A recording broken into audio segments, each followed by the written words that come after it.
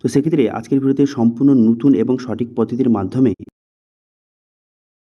তোমাদের বর্তমানে কিন্তু অন্নপূর্ণা যোজনার জন্য অনলাইন আবেদন ইতিমধ্যে শুরু হয়ে গেছে এবং ইতিমধ্যে বিডিও অফিস থেকে বলে দেওয়া হচ্ছে যে বর্তমানে আপনারা অফলাইনে ফর্ম জমা না দিয়ে আপনারা সবাই কিন্তু অনলাইন আবেদন করুন।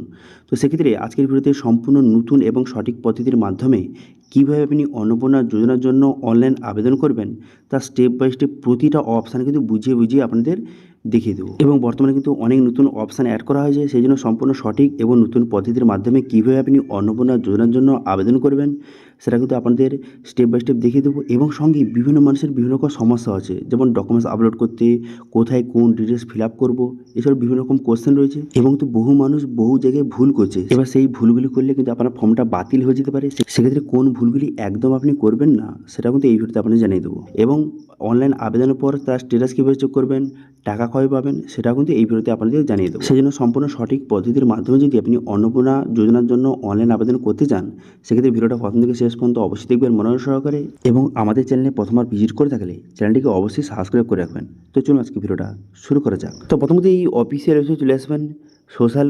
registry.wb.gov.in, এই লিঙ্ক ভিডিও ডিসক্রিপশনে প্রোভাইড করে দেবো, সেখান থেকে ডাইরেক্ট এখানে চলে আসবেন। এখানে চলে আসার পর এরপর দেখতে পাচ্ছেন এখানে একটা অপশান দেওয়া রয়েছে যে সিটিজেন ফ্যামিলি লগ ইন বলে একটা অপশান দেওয়া রয়েছে। এবার দেখতে পাচ্ছেন নিচে একটা অপশান দেওয়া রয়েছে যে অ্যাক্সেস সিটিজেন পোর্টাল, এই অপশানে ক্লিক করবেন। এই অপশানে ক্লিক করে দেওয়ার সঙ্গে সঙ্গে নেক্সট পেজ কিন্তু আপনার সামনে ওপেন হয়ে গেল।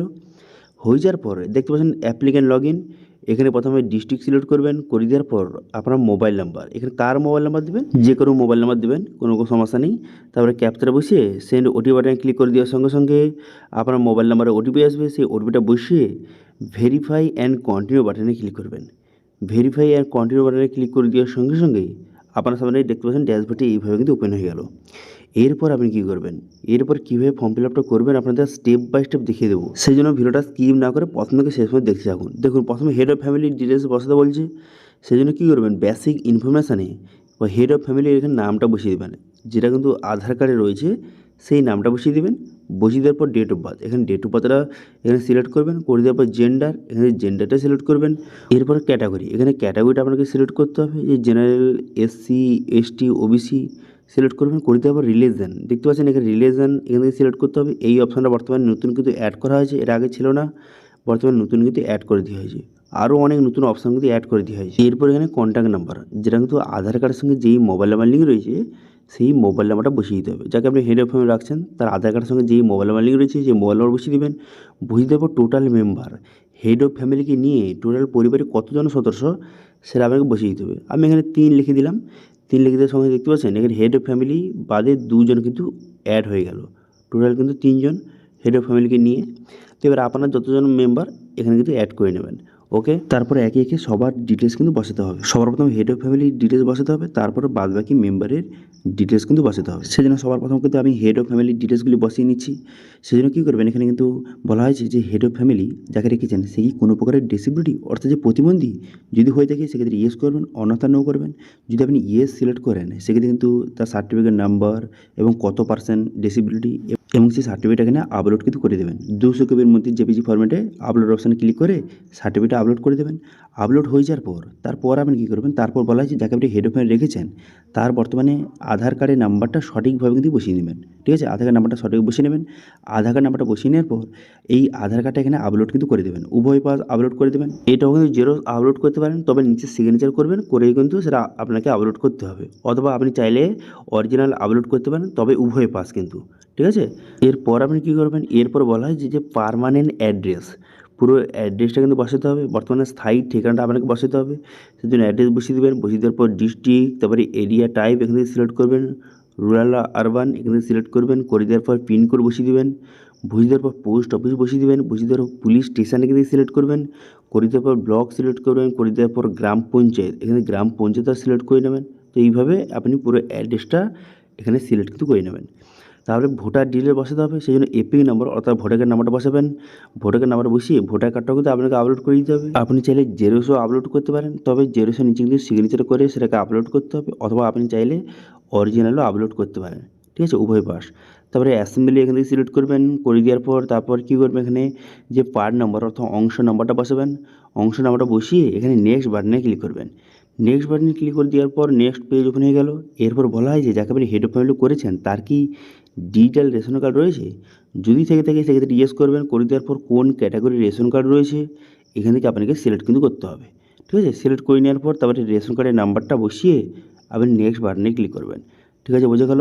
যাকে আপনি হেড অফ ফ্যামিলি রেখেছেন তার রেশন কার্ডের নাম্বারটা বসিয়ে এখানে নেক্সট বাটনে ক্লিক করবেন।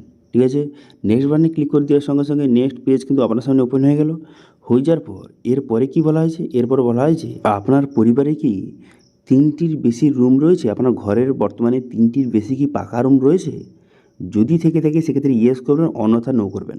তারপর এখানে বলা হয়েছে আপনার ফ্যামিলিতে বর্তমানে কোনো রকম নিজের জমি রয়েছে? যদি থেকে থাকে সেক্ষেত্রে ইয়েস করবেন এবং সেই জমিটার পরিমাণ বসাতে হবে ডেসিমেলে, বসিয়ে দেবেন। এবার যদি আপনার পরিবারের কোনো রকমের নিজের জমি না থেকে থাকে সেক্ষেত্রে নো সিলেক্ট করবেন।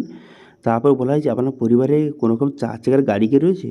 যদি থেকে থাকে ইয়েস করবেন। করে দেওয়ার পর সে কতগুলি গাড়ি রয়েছে এবং গাড়ির রেজিস্ট্রেশন নাম্বারগুলি বসাতে হবে। যদি না থেকে থাকে সেক্ষেত্রে নো সিলেক্ট করবেন। ঠিক আছে, এরপর বলা হয়েছে যে বর্তমানে যাকে আপনি হেড অফ ফ্যামিলি করেছেন তার কি বর্তমানে কোনো প্রকারের হেলথ ইন্স্যুরেন্স কি রয়েছে? যদি থেকে থাকে সেক্ষেত্রে এখানে ইয়েস করবেন, অন্যথা নো করবেন।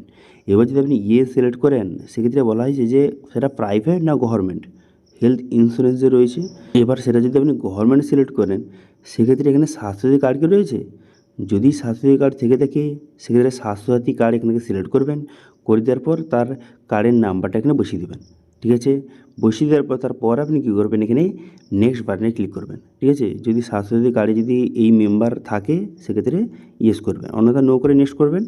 নেক্সট করে দেওয়ার পর তারপর আপনি কী করবেন? বলা হয়েছে যে কোনো প্রকারের যাকে হেড অফ ফ্যামিলি রেখেছেন সে কোনো প্রকারের ইনকাম ট্যাক্স বা প্রফেশনাল ট্যাক্স কি দেয়? যদি দিয়ে থাকে ইয়েস করবেন, অন্যথা নো করবেন। তারপরে তার কি প্যান কার্ড রয়েছে? যদি প্যান কার্ড থেকে থাকে সেক্ষেত্রে এখানে ইয়েস করবেন। করে দেওয়ার পর প্যান কার্ডের নাম্বারটা সঠিকভাবে বসিয়ে নেবেন। তারপর বলা হয়েছে বর্তমানে আপনার ফ্যামিলির বার্ষিক ইনকামটা কত সেটা আপনাকে বসিয়ে নিতে হবে। ঠিক আছে, এখান থেকে বসিয়ে নেবেন সঠিকভাবে। তারপর বলা হয়েছে যাকে আপনি হেড অফ ফ্যামিলি রেখেছেন সে বর্তমানে কী কাজ করে সেটা কিন্তু আপনাকে সিলেক্ট কিন্তু করে নিতে হবে। এখান থেকে সিলেক্ট করে নেবেন বর্তমানে কী কাজ করে যাকে আপনি হেড অফ ফ্যামিলি রেখেছেন। তারপর বলা হচ্ছে যাকে আপনি হেড অফ ফ্যামিলি রেখেছেন সে বর্তমানে তার কতদূর পড়াশোনা সেটা এখান থেকে সিলেক্ট করবেন।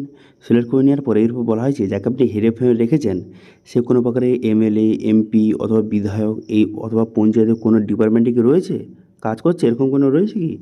যদি থেকে থাকে সেক্ষেত্রে ইয়েস করবেন, অন্যথা এখানে নো কিন্তু সিলেক্ট করবেন।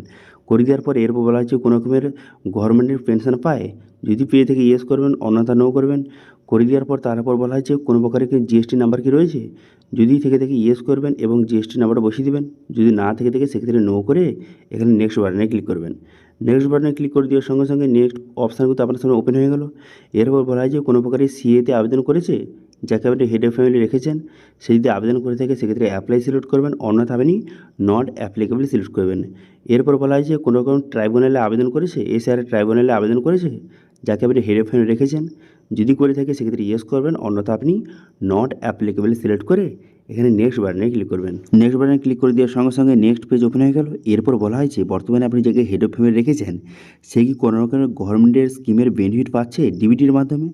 যদি পেয়ে থাকে সেক্ষেত্রে সেই স্কিমটা এখান থেকে সিলেক্ট কিন্তু করতে হবে। এখানে কি বিভিন্ন রকম অপশান রয়েছে যে ওল্ড এজ পেনশন রয়েছে, বৃদ্ধ ভাতা, বিধবা ভাতা, প্রতিবন্ধী ভাতা রয়েছে।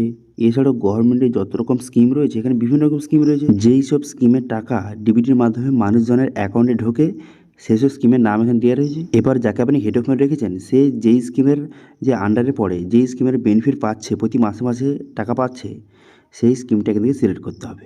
করে দেওয়ার পরে এরপর বলা হয় যে এই যে বর্তমানে এই স্কিমটাকে আপনি বাদ দিতে চান।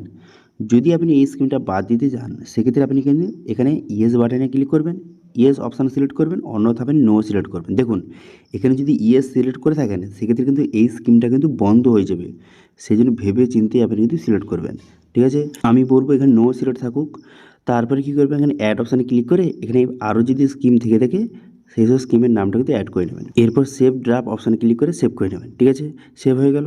আচ্ছা, এরপর আপনি কী করবেন? হেড অফ ফ্যামিলির ডিটেলস কিন্তু বসানো হয়ে গেল, সেভ করে নেবেন কিন্তু, নাহলে কিন্তু কোনো কারণে কেটে গেলে আবার প্রথম থেকে বসাতে হবে।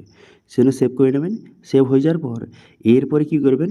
এরপর যদি মেম্বার 2 যাকে রেখেছেন তার ডিটেলস কিন্তু এবার আপনাকে বসাতে হবে। হেড অফ ফ্যামিলির ডিটেলস বসানো হয়ে গেলে তারপরে মেম্বার টু অপশানে ক্লিক করবেন। করে দেওয়ার পর এখানে বলা হয়েছে যাকে আপনি মেম্বার টু রাখছেন সে বর্তমানে অ্যাডাল্ট না চাইল্ড, অর্থাৎ 18+ না 18+ নিচে। যদি 18+ হয়ে থাকে সেক্ষেত্রে এখানে অ্যাডাল্ট সিলেক্ট করবেন। করে দেওয়ার পর এই যে তিনজনকে যে এই পরিবারে একজন রয়েছে এই হেড অফ ফ্যামিলি, তার স্ত্রী রয়েছে এবং তার একজন ছেলে কিন্তু রয়েছে, টোটাল 3জন ফ্যামিলি। এবার আপনার পরিবারে যতজন রয়েছে মেম্বার সেই হিসেবে আপনি কিন্তু অ্যাড করে নেবেন, ঠিক আছে। আচ্ছা, এখানে একটা কথা বলে রাখি, এখানে যে আমি নামগুলি ব্যবহার করছি সেটা আপনাদের ডেমো হিসাবে, এক্সাম্পল হিসেবে আপনার বোঝানোর জন্য কিন্তু নামগুলি ব্যবহার করছি। এবার আপনার পরিবারে যে নামগুলি রয়েছে সেগুলো আপনি বসাবেন। বর্তমানে এই পরিবারে টোটাল 3জন